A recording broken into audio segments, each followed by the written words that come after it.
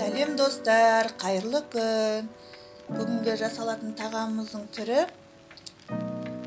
нан салу. Нанды біз әсел пешке салмаймыз.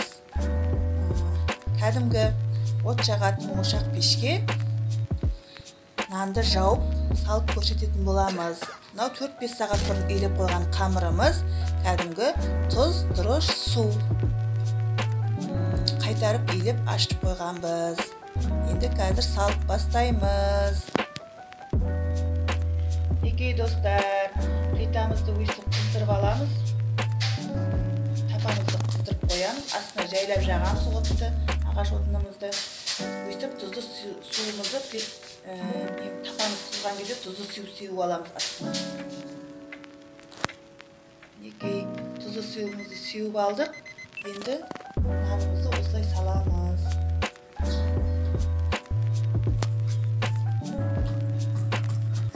Осылай жақсылап жайып саламыз.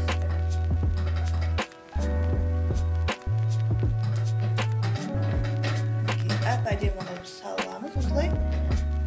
Енді астын пісіріп алғанша осылай қызып тұрған плитада тұрады. Асты піскесін бетін пісіретін боламыз. Мінекей нанымыздың астын піскенін қалай білеміз? Міне жиегі осылай әдемі болып қызарады, беті кеберсейді. Сосын біз оның бетін екі темірге аударып плитаға пісіретін боламыз.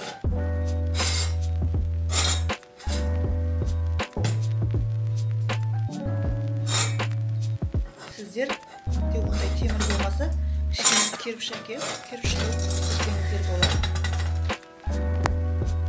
Мінекей біздің плитаға жауып алған нанымыз пісіп шықты.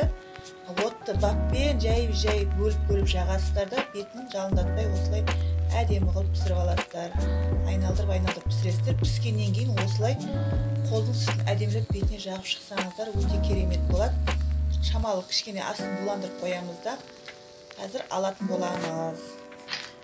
Мінекей өйстіп барлық жиегін өйстіп көтеріп шығасыздар. Кішкене буланса осылай нанымыз тез алына қояды.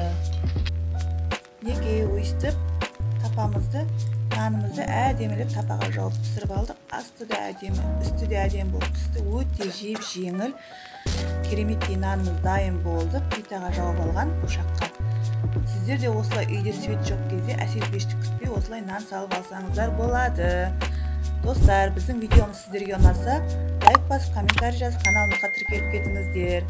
Келесі кездескенше сау саламатта болыңыздар.